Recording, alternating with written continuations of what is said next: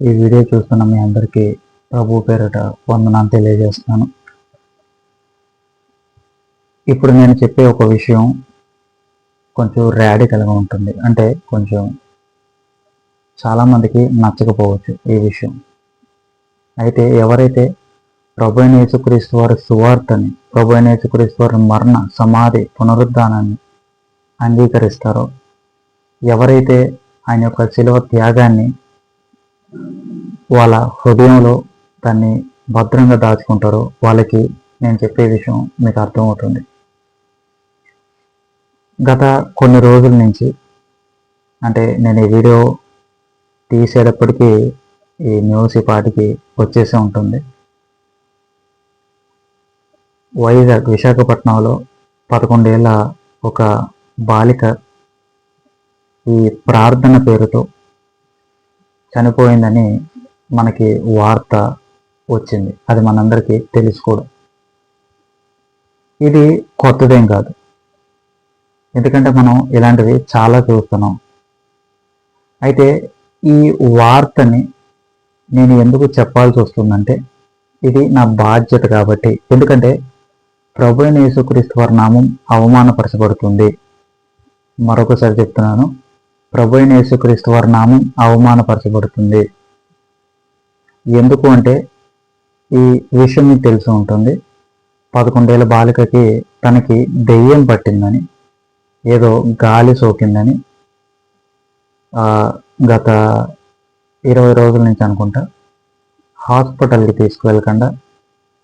తీసుకువెళ్ళినా సరే మరి పని అవ్వనట్టు మనకి వార్త అనేది తెలిసింది. అది ఎంతవరకు నిజమో మనకు తెలియదు, కానీ ఆ పాపకి ఎంత ఇది చేసినా కానీ పని అవ్వకపోయేటప్పటికి చర్చికి తీసుకొస్తే పని అవుతుంది కదా అని చర్చికి తీసుకొస్తే ఆ పాపకి అక్కడ కొంచెం ఇబ్బందికరంగా ఉంటే తనకి ముఖం చుట్టూ గుడ్లు కట్టి తను ఆ మతి స్థిమితం కొంచెం ఇబ్బందిగా ఉందని చెప్పి అందరినీ కరుస్తుందని ఆ పాపకి నోట్లో కూడా గుడ్లు పెట్టారు. అయితే కొద్దిసేపటి తర్వాత ఆ అమ్మాయి చనిపోయింది.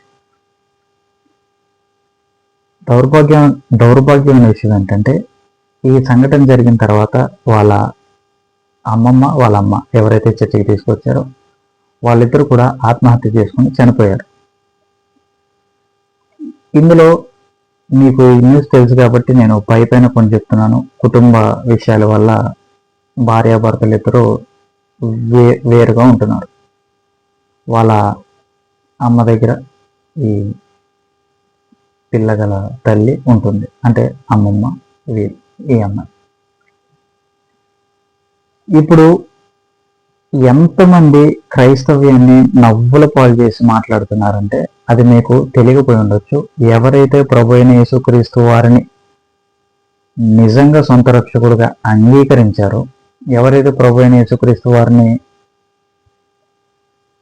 మరణ సమాధి పునరుద్ధాల ద్వారా బాప్తిజం తీసుకుని ఎవరైతే నిజంగా మనస్ఫూర్తిగా అంగీకరించారో వాళ్ళకి ఇలాంటి విన్నప్పుడు బాధగా ఉంటుంది.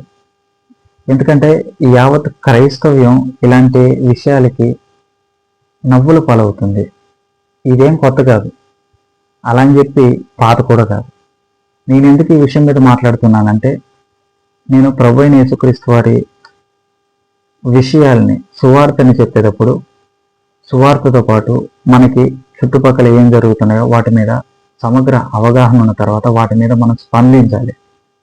ఎందుకంటే ఇది ఒక సువార్తికుడుగా, ఒక ప్రభు అయిన యేసుక్రీస్తు వారి మాటలు చెప్పే ఆయన శిష్యుడిగా నాకు ఇది బాధ్యత. ప్రతి క్రైస్తవుడికి ఈ బాధ్యత ఉండాలి. దురదృష్టవశాత్తు ఇవాళ ఎవరి పనిలో వాళ్ళు పడిపోయి ఎవరికి అర్థం కాని విషయం ఏంటంటే, ఈ అద్భుతాలని, ఈ స్వస్థతలని ఇలాగా క్రైస్తవ్యాన్ని భ్రష్టు పట్టిస్తున్నారు. ఆ సంఘటన జరిగిన తర్వాత నుంచి మీకు తెలియదేమో కానీ నేను న్యూస్లో కానీ బయట కానీ చూస్తున్నప్పుడు నిజంగా అవమానం, ప్రభు అయిన యేసుక్రీస్తు వారి నామానికి అవమానం. ఆ కుటుంబానికి సరిగ్గా తెలియదు, ఎందుకంటే మీరు వాళ్ళని చూసి ఉంటారు. వాళ్ళు ఎలా ఉన్నారంటే అవగాహన రాహిత్యం ఉంటారు. కానీ అంటే ఇటుపక్క మంచోళ్ళు అని చెప్పలేము, తెలివైన వాళ్ళని చెప్పలేము, తెలివి తక్కువ వాళ్ళని చెప్పలేము, ఒక అంధత్వంలో ఉండిపోయారు. అయితే చాలామంది ఏమంటారంటే ప్రభు అయిన యేసుక్రీస్తు వారు దెయ్యాన్ని వెళ్ళగొట్టాడు, అద్భుతాలు చేశాడు, ఆశ్చర్యకార్యాలు చేశాడు కదా, మరి ఇప్పుడు ఎందుకు అవి జరగట్లేదు? ఇప్పుడు చాలామంది స్వస్థతలు చేస్తున్నారు కదా, చాలామంది అద్భుతాలు చేస్తున్నారు కదా, మరి అవి ఎందుకు జరగట్లేదు? అవి ఉన్నాయి కదా, నిజంగా ఉన్నాయా? నేను ఈ వీడియో చేస్తున్నాను చూడండి, నిజంగా మీరు ఈ వీడియో చూస్తున్నప్పుడు గుండెల మీద చేసుకొని చెప్పండి, ఉన్నాయా?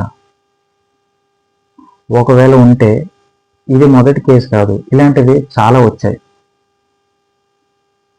ఏ స్వస్థత చేస్తానన్న దైవజనుడు, పాస్టర్, ఎవడైనా సరే చనిపోయిన వాడిని ఇప్పటి వరకు తిరిగి లేపాడా? ప్రభువైన యేసుక్రీస్తు వారి అపోస్తులుడు తప్ప ఇప్పటికీ చనిపోయిన వ్యక్తిని తిరిగి లేపాడా? ఈ స్వస్థతలని, అద్భుతాలని, స్వస్థత సభలని, అద్భుతాల రాత్రులని జనాల్ని, అంటే బైబిల్ మీద అవగాహన లేని వారిని ఎంత మోసం చేస్తున్నారో మీకు తెలియట్లేదు.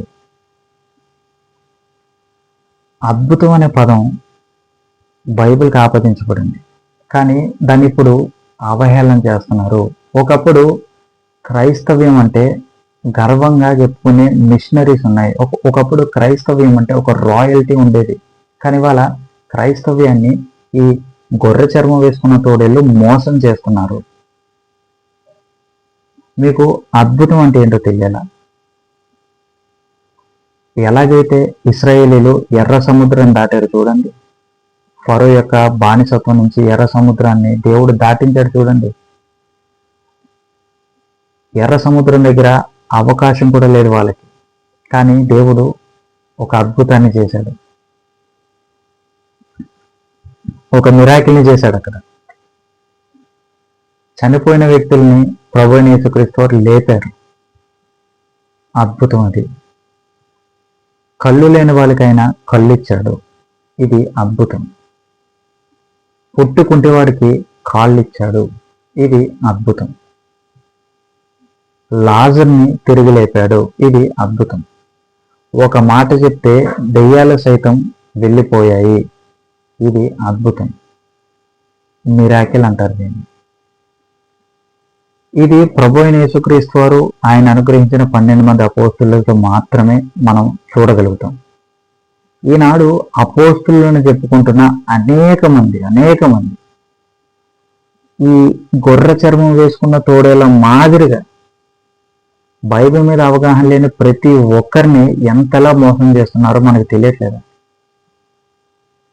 నేను ఎందుకు ఇంత బోల్డ్గా చెప్తున్నానంటే, నిజంగా అలాంటివి ఉంటే ఇవాళ క్రైస్తవ్యం నిజంగా ఒక మంచి పొజిషన్లో ఉండేదేమో, కానీ భ్రష్టు పట్టించారు వాళ్ళ క్రైస్తవ్యాన్ని.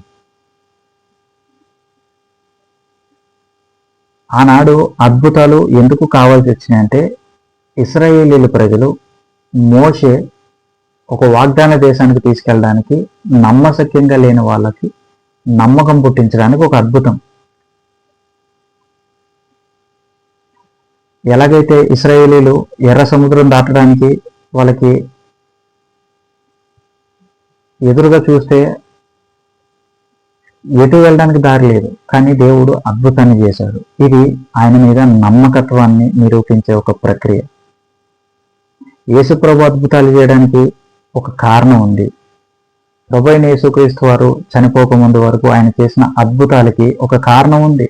ఆయన ఏది పాపులారిటీ కోసమో లేకపోతే హీరోయిజం కోసమో చేయలేదు. ఆయన చేయడానికి ఒక కారణం ఉంది. ఎలాగైతే యెషయా గ్రంథంలో చెప్పబడిన ఆ కొత్త రాజ్యము, దైవికమైన రాజ్యము, సాక్షాత్తు దేవుడే నిర్మించబోతున్న ఆ రాజ్యాన్ని నిరూపించడానికి, నమ్మకం కలిగించడానికి దేవాది దేవుడు నరవతారిగా వచ్చి ఆ యెషయా గ్రంథంలో చెప్పబడిన ఆ నూతన భూమి, నూతన ఆకాశాన్ని తయారు చేయడానికి ఆయన దీనుల దగ్గరికి వచ్చాడు. ఆత్మీయ అంధత్వంలో ఉన్న ప్రతి మనిషికి ఆయన సువార్త ప్రకటించడానికి వచ్చాడు. ఇది అద్భుతము. కానీ వాళ్ళ అద్భుతాల పేరుతో మోసాలు జరుగుతున్నాయి క్రైస్తవ్యంలో. దీని గురించి ఎవరు సరిగ్గా మాట్లాడడం లేదు. ఈ గొర్రె చర్మ విసుల తోడేళ్ళు ఉంటారని ప్రభువైన యేసుక్రీస్తు వారు ఆనాడే చెప్పారు. అబద్ధ ప్రవక్తలు నా పేరు మీద వస్తారు, నేనే క్రీస్తునని చెప్తారు. సాధ్యమైతే ఏర్పరచబడిన వారిని సైతము మోసం చేస్తారు. నేను ఎందుకు ఈ మాట చెప్తున్నానంటే, ఇవాళ అద్భుతాల పేరుతో క్రైస్తవ్యాన్ని వెక్కిరింతల పాలు చేస్తున్నారు. ఇవాళ స్వస్థతలనే పేరుతో క్రైస్తవ్యాన్ని నవ్వుల పాలు చేస్తున్నారు. ప్రతి ఒక్కరు ఈ క్రిస్టియానిటీని చూసి నవ్వే విధంగా తయారు చేస్తున్నారు. కానీ మనకి వాక్యం తెలియని చేత, మనం బైబిల్ చదవకపోవడం చేత, అవగాహన రాహిత్యం చేత నిజంగా మనం మోసపోతున్నాం కదా. ఏది నిజమైన సువార్త, ఏది అబద్ధమైన సువార్త? అపోస్తలుడైన పౌలు సువార్త చెప్తున్నప్పుడు ఆనాడు సంఘం వాళ్ళు పరిశీలించారు లేఖనాల్ని, ఇతను చెప్పేది లేఖనానుసారమా కాదా అని. కానీ ఈనాడు ఎవరు పరిశీలిస్తున్నారు? ఏదో చెప్పేళ్ళే, ఏదో వచ్చేసాములే, అలా ఉన్నందుకే ఇవాళ ఇలాంటి అంధవిశ్వాసం తయారవుతుంది. ఇది ఒకటే కాదు, ఇంతకుముందు బెల్లంపల్లిలో కూడా ఇలాగే జరిగాయి. ఈ పెంతుకోస్తు యొక్క ఆచారాలు, ఈ దుర్బోధలు కానీ ఇవేవైతే ఉన్నాయో భయంకరమైనవి. ఇవి అద్భుతాలని, స్వస్థతలని జనాల్ని మోసం చేస్తున్నారు. గారడీసిములు తయారయ్యారు క్రైస్తవ్యంలో. స్వస్థతలు లేవా? అద్భుతాలు లేవా? ఇప్పుడు ఎందుకు అవి? జాగ్రత్తగా నేను చెప్పేది వినండి. నేను చెప్పేది ఏంటంటే, ఈ వీడియో అయిన తర్వాత దీన్ని వీలైనంత మట్టుకి అందరికీ షేర్ చేయండి, అర్థమయ్యే విధంగా వాళ్ళకి అర్థమవుతుంది. పాత నిబంధన గ్రంథంలో అద్భుతం ఎందుకు జరిగిందంటే, ఆయన యొక్క సార్వభౌమ అధికారాన్ని నిరూపించడానికి దేవుడు అద్భుతాన్ని చేశాడు. ఇది చరిత్ర. కొత్త నిబంధన గ్రంథంలో దేవుడు ఎందుకు అద్భుతాలు చేశాడంటే, ఇశ్రాయేలీలకి అర్థం అవ్వాల్సింది ఏంటంటే, దేవుడు తను ఒక రాజ్యాన్ని నెలకొల్పబోతున్నాడు కాబట్టి, ఆ రాజ్యాన్ని ఆయనే స్థాపించబోతున్నాడు కాబట్టి, ఈ అద్భుతం చేసినప్పుడు ఎలాంటి అద్భుతాలు? చనిపోయిన వారిని లేపడం, కుంటి వారికి గుడ్డి వారికి కళ్ళు ఇవ్వడం, కుంటి వారిని నడవడం. ఇదంతా ఏం చెప్తుందంటే, దేవుని అధికారము భూమి మీద సఫలమవుతుంది. ఎలాగైతే ఏదైనా తోటలో పాపం వల్ల మనం దూరం అయ్యామో, దేవుని యొక్క అధికారం ఈ భూమి మీద సఫలమవుతుంది. కాబట్టి దేవుడు మన మధ్యన ఉన్నాడనే కన్ఫర్మేషన్కి ఆనాడు ప్రభువైన యేసుక్రీస్తు వారు యెషయా గ్రంథంలో కానీ, ఇర్మీయా గ్రంథంలో కానీ, దానియేలు గ్రంథంలో కానీ చెప్పబడిన ఆ రాజ్యము అది ఎప్పుడో వస్తుందని కాదు, ఆ రాజ్యం మీ కళ్ళ ముందే ఉంది, ఆ పరలోక రాజ్యం మీ ముందుకే వచ్చింది అని నిర్ధారణ కోసం ప్రభువైన యేసుక్రీస్తు వారు ఈ అద్భుతాలు చేశారు. ప్రతి అద్భుతం వెనుక ఒక కారణం ఉంది. ప్రభువైన యేసుక్రీస్తు వారు చేసిన అద్భుతం వెనుక కారణం ఉంది. ఆయన అపోస్తులు కూడా చేసింటారు. ఆయన అపోస్తులు చేసిన ఆ స్వస్థతలు కూడా కారణం ఉంది. ఇవాళ అపోస్తులను చెప్పుకుంటున్న గారడీ సింహంలో ఎంతమంది ఉన్నారు మీరు చెప్పండి. అసలు అపోస్తులు అనే పదం అర్థం తెలిసే వాళ్ళకి? అపోస్తులు అంటే పిలువబడిన వారు. ఎవరు పిలువబడిన వారు అంటే, ప్రభువైన యేసుక్రీస్తు వారు 12 మంది శిష్యుల్ని ఏర్పరచుకున్నారే, వాళ్ళు పిలువబడిన వారు. మరి ఇవాళ మనమే అవుతాం అంటే, ప్రభువైన యేసుక్రీస్తు వారు సువార్తను విని అంగీకరించి మారు మనసు పశ్చాత్తాపం తద్వారా బాప్తిజం తీసుకున్న మనం ఆయనకి శిష్యులుగా ఉంటూ ఆయన రాజ్య సువార్త వ్యాప్తికి మనం సువార్తను ప్రకటించాలి. అపోస్తులు, ప్రవక్తలు ఇప్పుడు లేరు. స్వస్థతలు, అద్భుతాలు ఇప్పుడు ఉన్నాయంటే నమ్మితే జరుగుతాయి. అలా అని చెప్పి ప్రభువైన యేసుక్రీస్తు వారు వాళ్ళ అపోస్తులు చేసినట్టు అలా జరగవు. ఎందుకు జరగవు అంటే, ఆనాడు ఇప్పుడున్న టెక్నాలజీ లేదు, ఆనాడు ఇప్పుడున్నట్టుగా ప్రపంచం లేదు. ఆనాడు వాళ్ళకి ఒక మిరాకిల్, ఒక అద్భుతం ఎందుకు జరిపించాడంటే, దేవుడు నమ్మకం కలిగించడానికి, విశ్వాసం రావాలి. ఆ విశ్వాసం వచ్చిన తర్వాత వాళ్ళు భక్తిలో ఇంకా మెరుగుపరచబడతారు. ఇది ప్రభువైన యేసుక్రీస్తు వారు ఆనాడు చేసిన అద్భుతం, వాళ్ళ శిష్యులు ఆనాడు చేసిన అద్భుతాలు. అయితే ఈనాడు నేను అపోస్తులుడనని, నా దగ్గర స్వస్థత శక్తి ఉంది, స్వస్థత వరం ఉంది అని ఈ దరిద్రపు కొట్టి చెత్తంతా తీసుకొస్తున్న ఈ ఈ చెత్త స్క్రాప్ ఏదైతే ఉందో ఏం చేశారు చెప్పండి? కరెక్ట్గా ఎవరిని బాగు చేశారు చెప్పండి? వీళ్ళు ఎంతమంది అంధత్వంగా వాళ్ళని నమ్మి వాళ్ళ జీవితాన్ని ఇలా పాడు చేసుకోవట్లేదు? ఇది ఒకటేనా? అనేకమైనవి జరిగాయి, కానీ ఎవరు మాట్లాడడం లేదు. ఎందుకు మాట్లాడలేదు? ప్రభువైన యేసుక్రీస్తు వారి నామం అవమానపరచబడుతుంటే క్రైస్తవులుగా మనం కూర్చుని ఊరుకున్నామా? వాళ్ళకి అర్థమయ్యేలా చెప్పొద్దా? ఏది నిజమైన సువార్త, ఏది అబద్ధమైన సువార్త? అరే ప్రభువైన యేసుక్రీస్తు వారు చెప్పారు కదా, వాళ్ళు మీ ముందు అద్భుతాలు సూచక్రియలు చేస్తారు, సాధ్యమైతే ఏర్పరచబడిన వారిని సైతం వాళ్ళ దారిలోకి తీసుకువెళ్ళిపోతారు, అంటే మోసం చేస్తారు. బురద చెవులు గల వారి కల్పనా కథలకి బుర్రగలు, ఇలా ప్రతిదీ ప్రభువైన యేసుక్రీస్తు వారు చెప్పి వెళ్ళిన తర్వాత కూడా మనకి ఎందుకు బైబిల్ అర్థం కావట్లేదు? ఈనాడు ఆ పాప చనిపోయింది, వాళ్ళ కుటుంబం చనిపోయింది, దానికి కారణం ఎవరు చెప్పమంటారా? మనమే. ఈ బైబిల్ని సరిగ్గా అర్థం చేసుకుని, ఈ బైబిల్ని సరిగ్గా అర్థమయ్యే విధంగా బోధించేవారు లేరు. ఎప్పుడు చూడు స్వస్థతలు, అద్భుతాలు. ఏం చేశారు స్వస్థత? నాకు తెలియగలుగుతాను. చనిపోయిన వారిని ఒక్కడైనా లేపాడా? ఈ వీడియో ముఖ్యంగా అడిగేది ఏంటంటే, అపోస్తులని నేను, ప్రవక్తని నేను చెప్పి ప్రతి ఒక్కరిని అడుగుతున్నాను ఏంటంటే, చనిపోయిన వారిని ఎవరైనా లేపారా మీరు ఇప్పుడు దాకా? ఆనాడు ఎందుకు కావాల్సి వచ్చిందంటే నమ్మకం. ఆనాడు ఎందుకు జరగాల్సి వచ్చిందంటే దేవుని రాజ్య స్థాపన. ఆనాడున్న సౌకర్యాలు ఈనాడు లేవు, ఈనాడున్న సౌకర్యాలు ఆనాడు లేవు. ఇప్పుడు ఒక క్రైస్తవుడికి, ఒక క్రైస్తవ పాస్టర్కి ఇప్పుడు ఎవడైతే నేను స్వస్థత చేస్తా అన్నాడో వాడికి ఒంట్లో బాగాలేకపోతే వాడికి స్వస్థత ఎలా వస్తుంది చెప్పండి? వాడు ఖచ్చితంగా హాస్పిటల్కి వెళ్ళడా? ఎందుకు వెళ్తావు హాస్పిటల్కి నువ్వు? మరి నీకు వరం ఉన్నప్పుడు నువ్వు ఎందుకు హాస్పిటల్కి వెళ్ళాలి? ఎవడెవడైతే నాకు స్వస్థత వరం ఉందంటాడో వాళ్ళందరి జీవితాలు చూడండి, బీపీ పిల్లలు, షుగర్ పిల్లలు, ట్యాబ్లెట్ ఏదో ఒకటి వాడతారు. నేను ఇది స్వయాన చూశాను, నేను ఇది గుడ్డిగా చెప్పట్లేదు. నేను కూడా ఇలాంటి అనుభవాలని చూశాను, నేను ఇలాంటి అనుభవించాను కూడా. ఈ స్వస్థత చేస్తానని చెప్పి వాళ్ళు నెత్తి మీద చేయి వేసి ఇలా గంటడు, ఇదంతా ఏంటంటే నా కళ్ళారా నేను చూసి చెప్తున్నాను, ఫేక్. ఇది లేదా? లేదు. ఎందుకు లేదంటే ఇప్పుడు ఉన్న ప్రపంచంలో, ఇప్పుడు పెరిగిన నాగరికత ప్రపంచంలో, ఇప్పుడు ఉన్న టెక్నాలజీలో నీకు ఒంట్లో బాగోలేదు, నువ్వు క్రైస్తవుడివే, అయితే నువ్వేం చేస్తావు? ఒంట్లో బాగోలేకపోతే నాకు తెలియగలుగుతాను. దేవుడికి ప్రార్థన చేసిన తర్వాత హాస్పిటల్కి వెళ్తావా? బిల్లలు వేసుకుంటావా? తగ్గించేది దేవుడి చిత్తం. నేను చెప్పింది మీకు అర్థమవుతుందా? ఎప్పుడైతే నువ్వు క్రైస్తవుడిగా మారుతావో నీ నిరీక్షణ స్వస్థత మీద ఉండకూడదు, నీ నిరీక్షణ ప్రభువైన యేసుక్రీస్తు వారి సిలువ మీద ఉండాలి. అసలు ఈ క్రైస్తవ్యానికి అర్థం కానిది ఏంటంటే, ప్రభువైన యేసుక్రీస్తు వారు మరణాన్ని జయించి తిరిగి లేచారు. ఇంతకన్నా గొప్ప మిరాకిల్, అద్భుతం ఎక్కడైనా ఉందా? ఈ అద్భుతాన్ని మానేసి స్వస్థతలని ఇయ్యని అయ్యని ఎందుకు పరిగెడుతుంది వాళ్ళ క్రైస్తవ్యాన్ని తెలియగలుగుతాను.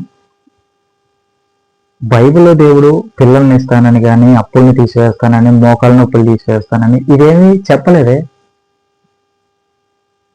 నాకు తెలియగలుగుతాను, నువ్వు ఒక 10,000 రూపాయలు అప్పు చేసి మోసపోయావు, తర్వాత 20,000 రూపాయలు అప్పు చేసి మోసపోయావు. నీకు ఇంగిత జ్ఞానం లేదా? ఒక 20,000 50,000 లాస్ వచ్చేదాకా నువ్వు ఆలోచించిన కాడికి ఇంకా ఎక్కువ లాస్ అవుతాను అని ఇంగిత జ్ఞానం లేకుండానే అప్పులు చేస్తున్నావా? 10,000 పోయినాయి, 20,000 పోయినాయి, 30,000 పోయినాయి, 50,000 దాకా వచ్చేదాకా కూడా ఆలోచించవా? కామన్ సెన్స్ లేదా నీకు? ఇప్పుడు ఈ అప్పు పోవడానికి ప్రభువైన యేసుక్రీస్తు వారిని నమ్ముకున్నావా? ఎలాంటి భక్తిలోనికి నిన్ను తీసుకువెళ్తున్నారు? ఎలాంటి భక్తిలోనికి ఈనాడు గొర్రె చర్మం వేసుకున్న తోడేళ్ళు ఉన్నారు? క్యాన్సర్ గడ్డలు, ఈ లోపల ఉన్న ఈ స్టోన్స్, ఇవి ఎవరికి కనపడవు కాబట్టి ఏయో చెప్తారు. ఒక పని చేయండి, క్యాన్సర్ వచ్చిన ప్రతి ఒక్కడు ఈ అద్భుతాలు స్వస్థతలు చేస్తున్నానని ఈ గారడీ సింహల దగ్గరికి వెళ్ళి నిరూపించమని చెప్పండి. WHO వరల్డ్ హెల్త్ ఆర్గనైజేషన్ వీళ్ళకి సాల్వ కప్పి ఎలాంటి బహుమతులు ఉన్నాయి అలాంటి బహుమతులు ఇస్తుంది. ఇవాళ అపోస్తులు లేరు, ఈనాడు ప్రవక్తలు లేరు, ప్రభు అయిన యేసుక్రీస్తు వారే మొత్తం కానిచ్చేశారు. ప్రభు అయిన యేసుక్రీస్తు వారు మనకి నిత్య నిబంధనగా మనకి పూర్తి గ్రంథాన్ని మన చేతిలో పెట్టినప్పుడు మనం ఆలోచించాల్సింది నిత్య జీవం కోసం. ఈ అద్భుతం నువ్వు ఏం జీవితంలో ఏం కోరుకుంటే అద్భుతం నాకు తెలియగలుగుతాను, పిల్లలు కావాలంటారు. ఇప్పుడు పిల్లలు పుట్టడం కోసం ప్రభు అయిన యేసుక్రీస్తు వారు నమ్ముకుంటే నీ భక్తి ఎక్కడ దాకా ఆగింది? ఒకవేళ నీకు దేవుడు పిల్లల్ని ఇవ్వకపోతే నువ్వేం చేస్తావు? మీలాంటి వాళ్ళు క్రైస్తవంలో ఉండడం బదులు వెళ్ళిపోవడం బెటర్. అంటే దేవుడు పిల్లల్ని ఇస్తేనే నీకు దేవుడా? దేవుడు పిల్లల్ని ఇవ్వకపోతే దేవుడు కాదా? దేవుడు నీ రోగాన్ని తగ్గిస్తేనే దేవుడా? రోగాన్ని తగ్గించకపోతే దేవుడు కాదా? ప్రభు అయిన యేసుక్రీస్తు వారు మరణ సమాధి పునరుద్ధానం దేనికి జరిగింది? మన పాపాల నిమిత్తం జరిగిన తర్వాత స్వస్థతలని ఈ లోక సంబంధమైన కోరికల మీద ఆధారపడతావేంటి? ఎంత స్వస్థత వచ్చినా ఒకనొక రోజు నీ ప్రాణం పోదా? ఎంత ఆశీర్వాదం ఉన్నా ఒకనొక రోజు నీ ఆస్తి పోదా? ఎంత నీ శరీరాన్ని నువ్వు కాపాడుకుని బ్రతకాలనుకున్నా ఒకనొక రోజు మరణం, పాపం నిన్ను నేలుతుంది కదా, అది నీకు అర్థం అవ్వట్లేదా? ఇప్పుడు ఆ 11 ఏళ్ళ అమ్మాయి చనిపోయింది, వాళ్ళ కుటుంబం కూడా నాశనం అయిపోయింది. కారణం ఏంటి? తప్పుడు బోధలు కాదా? ఈ స్వస్థతలు చేస్తాం, అద్భుతాలు చేస్తామని ఈ ఈ ఈ స్క్రాప్ బ్యాచ్ ఏదైతే ఉందో, ప్రభు అయిన యేసుక్రీస్తు వారి నామాన్ని మీ వల్ల అవహేళన చేయట్లేదా బయట? వాక్యాన్ని వాక్యంగా బోధించడం మానేసి మేలులని, అద్భుతాలని, తెలియని కోరికలన్నీ, ఈ లోక సంబంధమైన కోరికలన్నీ మీరు తెలియని వాళ్ళకి ఆపాదిస్తున్నప్పుడు వాళ్ళకి అదే భక్తి అనుకుంటారు, అదే ఇదనుకుని మీ యొక్క అంధభక్తిలోకి వెళ్ళిపోతారు. మిమ్మల్ని ఖరాగా అనుసరిస్తారు వాళ్ళు. ప్రభు అయిన యేసుక్రీస్తు వారి సువార్త మీకు అర్థం కావట్లేదా? చూడండి, మీకు అర్థమయ్యే విధంగా చెప్పాలంటే హబక్కూకు గ్రంథం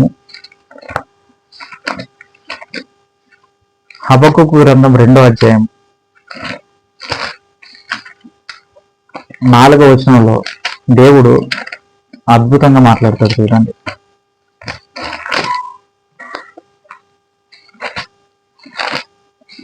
హబక్కూకు గ్రంథం 2వ అధ్యాయం 4వ వచనం. అయితే నీతిమంతుడు విశ్వాస మూలముగా బ్రతుకును. నీతిమంతుడు ఎప్పుడైనా సరే విశ్వాస మూలంగానే బ్రతుకుతాడు. ఈ స్వస్థతలని, ఆశీర్వాదాలని వీటి మీద బ్రతకడు. ఇది కాదు జీవితము. అపోస్తుడైన పౌలు అంటాడు, కానీ భాషలైనా ఈ స్వస్థతలైనా ఆగిపోతాయేమో కానీ ప్రేమ నిత్యం నిలిచి ఉంటుంది. అంటే ఇక్కడ అపోస్తుడైన పౌలు ఏం చెప్తున్నాడంటే, ప్రభు అయిన యేసుక్రీస్తు వారి సిలువ గురించి, ఆయన యొక్క ఆ ప్రేమ త్యాగం గురించి ఎక్కువ కాన్సన్ట్రేషన్ చేస్తున్నాడు. దానివల్ల క్రైస్తవం ఎందుకు అర్థం చేసుకోవట్లేదు? ఇవాళ ఇలాంటి అంధభక్తి చాలా ఎక్కువైంది క్రైస్తవ్యంలో. ఈ అద్భుతాల రాత్రులని, స్వస్థతల రాత్రులని, ఈ వాక్యం లేదు అక్కడ. నాకు బాధ వేస్తుంది, ఎందుకంటే ఇలాంటి వాళ్ళు క్రైస్తవులుగా ఉండి దేవుని నామాన్ని అవమానం తీసుకొస్తున్నారు. తద్వారా తెలియని వాళ్ళు కూడా ఇబ్బంది పడుతున్నారు. ఇదేనా మీ క్రైస్తవ్యం అని? ఇదేనా క్రైస్తవ్యం అంటే? ఆనాడు అద్భుతాలు జరిగినాయి దేనికంటే ప్రభు అయిన యేసుక్రీస్తు వారి రాజ్యం నిలబడడానికి, ఆయన రాజ్య స్థాపన జరగడానికి. అపోస్తులకి ఎందుకు దేవుడు అనుగ్రహించాడంటే సువార్త బలపరచడానికి. అయితే ప్రభు అయిన యేసుక్రీస్తు వారు సమస్తము ఆయనలో పూర్తి చేసిన తర్వాత మనకి ఈ బైబిల్ గ్రంథాన్ని ఎందుకు ఇచ్చాడంటే చదవడానికి. యెహోవా గ్రంథాన్ని పరిశీలించి చదవాలి. చదివిన తర్వాత ఏది స్వస్థత, ఏది అసలైన స్వస్థత అనేది మనకు తెలుస్తుంది.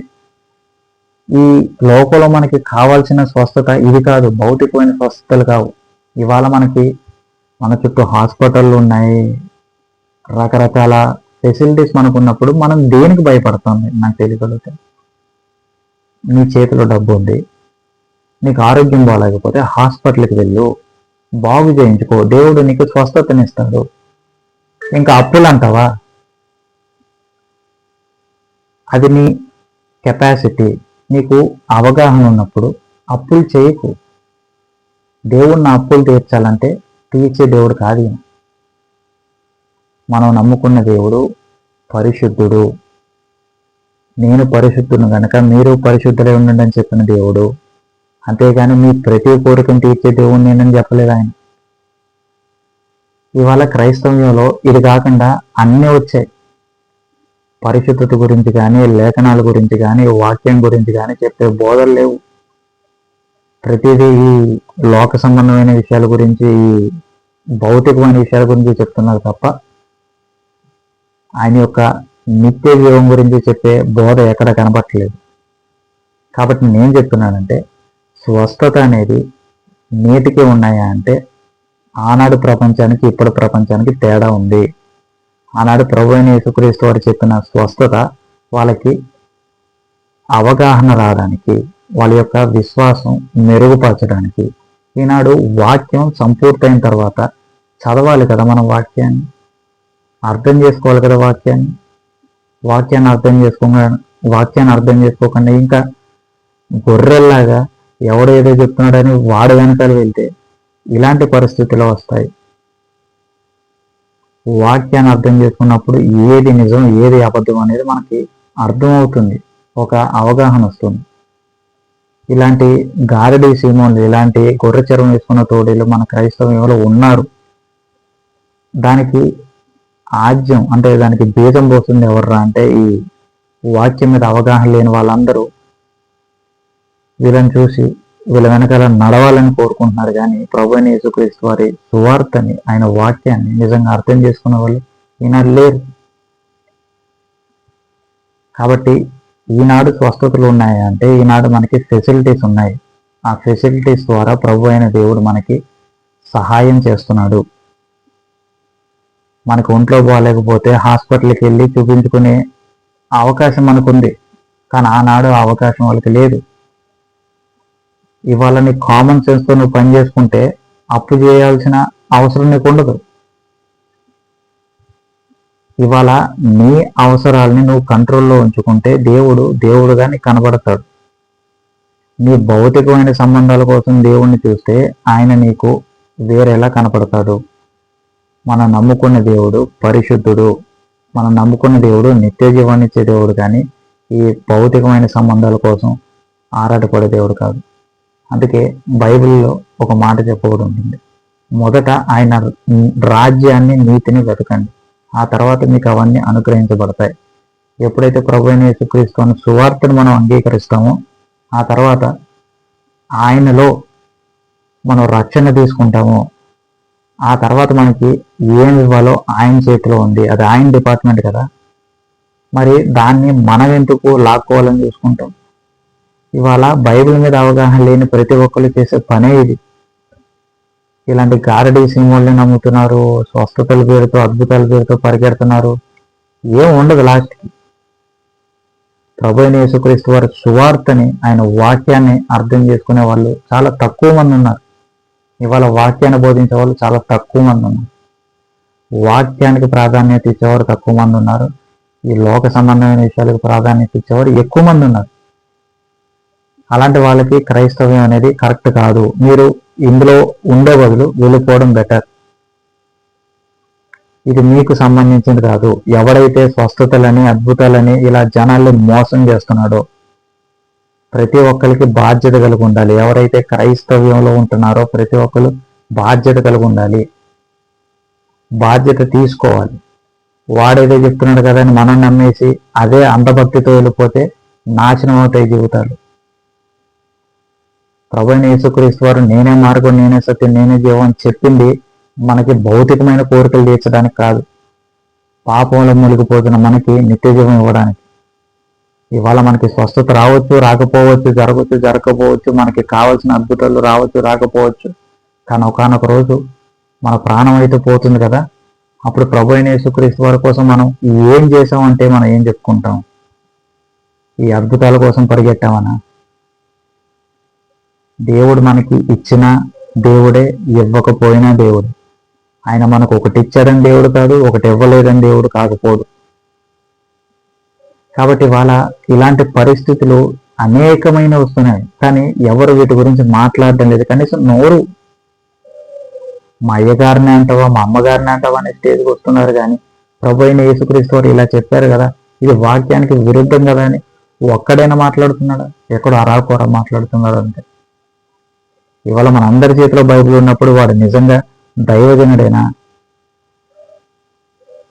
ఇది క్రైస్తవం ఆలోచించట్లేదు.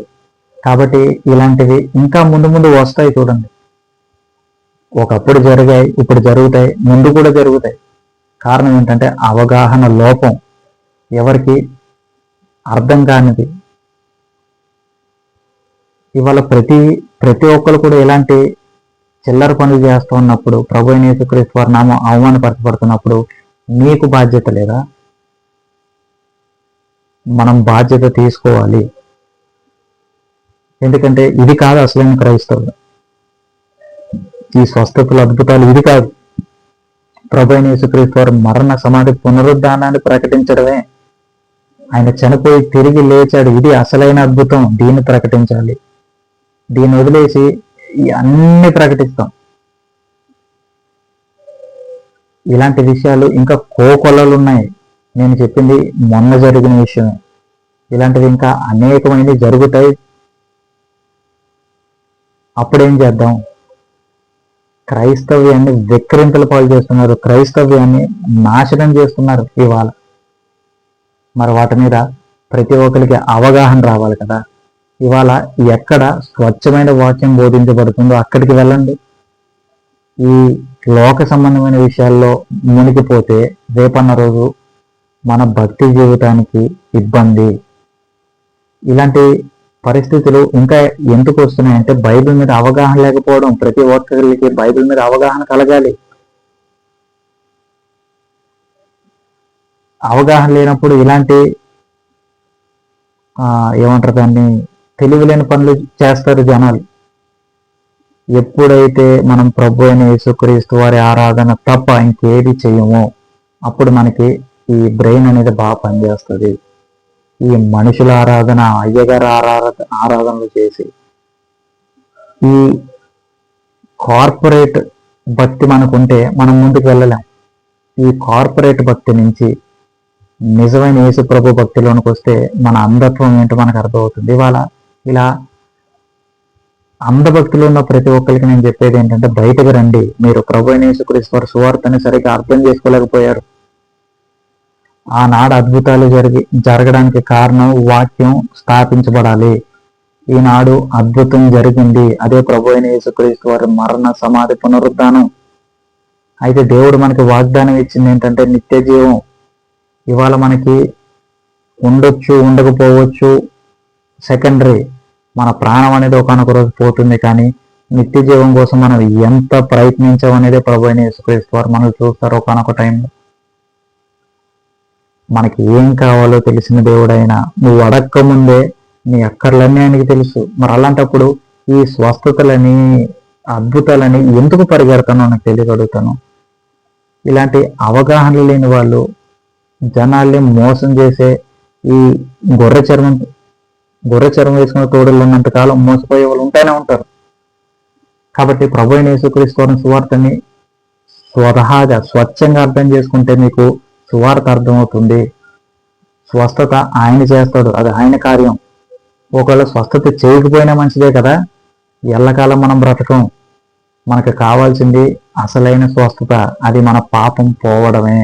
యెషయా గ్రంథం లాంటివి దేవుడు చెప్పాడు కదా, నడినెత్తి మొదలుకొని అరికాల వరకు ప్రతి ఒక్కరు స్వస్థత లేకుండా ఉన్నారు. కుష్ఠరోగంతో పోల్చాడు దేవుడు పాపాన్ని. ఆ స్వస్థత మనకి కావాలంటే ప్రభు అయిన యేసుక్రీస్తు వారి సువార్త మనం అంగీకరించాలి. ఏంటో సువార్త? కోరికలు తీర్చే సువార్త కాదు ఇది. పాపాన్ని వదిలిపెట్టే సువార్త, నిత్య జీవానికి కారణమైన సువార్త, నిత్య జీవంలో నడిచే సువార్త, పాపం నుంచి దూరంగా ఉండే సువార్త. ఇది అసలైన అద్భుతం మన జీవితంలో జరగాల్సింది.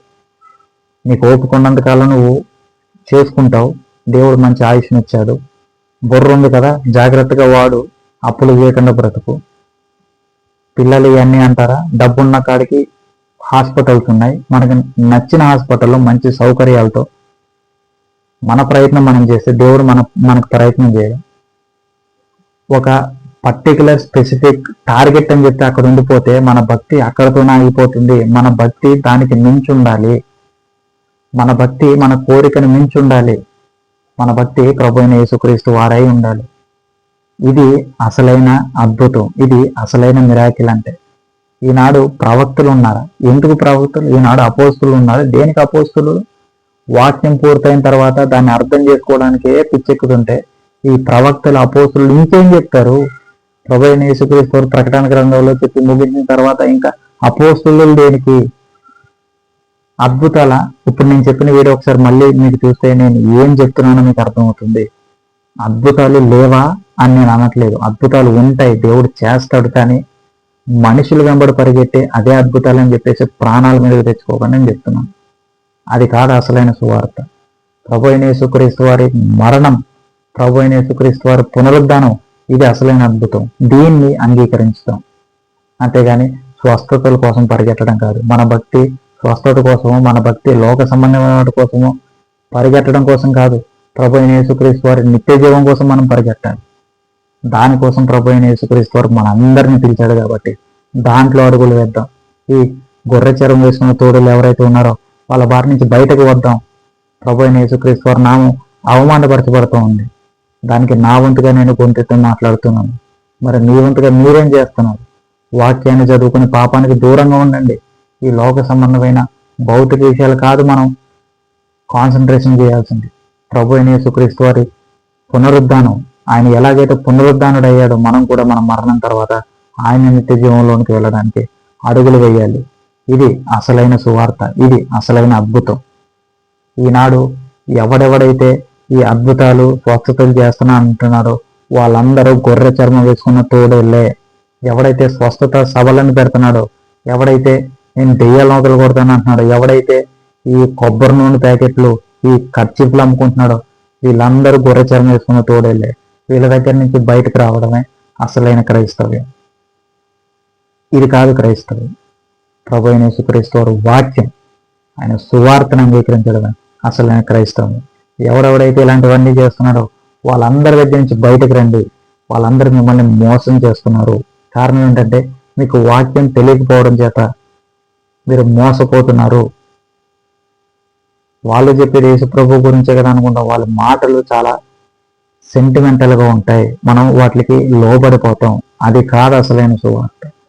ఈ సువార్త విన్నప్పుడు మీకు గుండెల్లో గుచ్చుకుంటుంది. వాక్యం రెండంచులు గల ఖడ్గం అని చెప్పబడింది. ఆ వాక్యం నిన్ను స్వస్థపరుస్తుంది. అదే వాక్యం తేడా చేస్తే నీ గుండెల్లో దూరం నిన్ను ఇబ్బంది పెడుతుంది. నువ్వు పాపం చేస్తున్నావు.